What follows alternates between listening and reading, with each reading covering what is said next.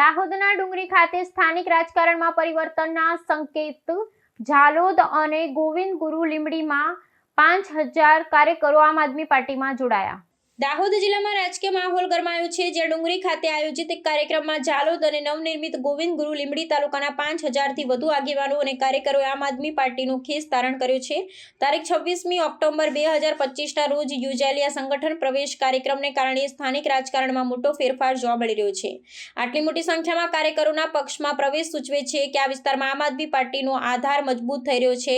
આ સંગઠન પ્રવેશમાં મુખ્યત્વે આદિવાસી સમાજના અગ્રણીઓ, ગ્રામ્ય સ્તરના કાર્યકરો સામેલ હતા, જેમાં અગાઉ અન્ય રાજકીય પક્ષો સાથે જોડાયેલા હતા। આ નેતાઓ અને કાર્યકરોએ સ્થાનિક મુદ્દાઓ અને વિકાસના અભાવને કારણે પક્ષ પલટો કર્યા હોવાનું માનવામાં આવે છે। આ કાર્યક્રમમાં આમ આદમી પાર્ટીના વરિષ્ઠ નેતાઓએ હાજરી આપી હતી અને નવા જોડાનાર સભ્યોનું સ્વાગત કર્યું હતું।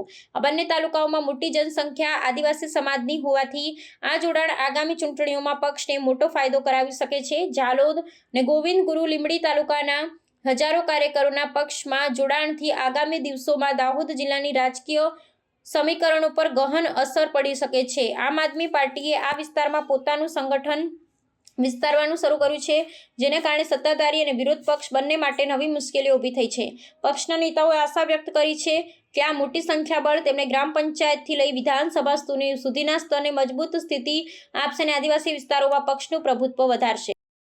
ગુજરાત જોડો અભિયાન અંતર્ગત ડુંગરીની પવિત્ર ધરતી પર દાહોદ જિલ્લામાં અમારો જન સંપર્ક ને જનસભા હતી। એમાં સરપંચો, માજી તાલુકા સભ્ય, માજી જિલ્લા સભ્ય અને 5000 થી પણ વધારે કાર્યકરો આમ આદમી પાર્ટીમાં જોડાયા છે।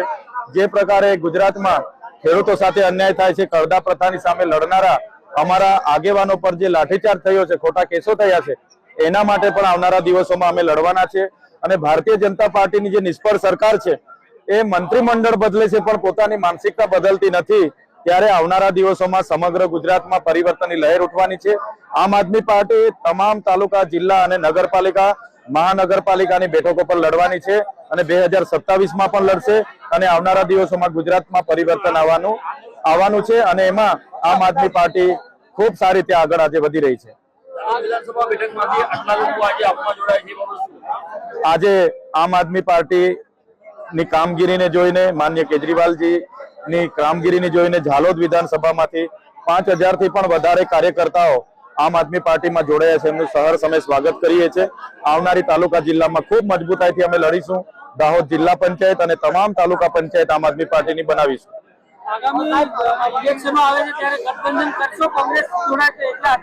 હાલમાં કોંગ્રેસ સાથે કોઈ ગઠબંધન નથી અને આવનારા દિવસોમાં વિધાનસભામાં પણ શીર્ષ નેતૃત્વ નક્કી કરશે ત્યારે ગઠબંધન થશે અને નહીં ગઠબંધન થશે તો તમામે તમામ બેઠકોમાં આમ આદમી પાર્ટી સ્વતંત્ર લડશે।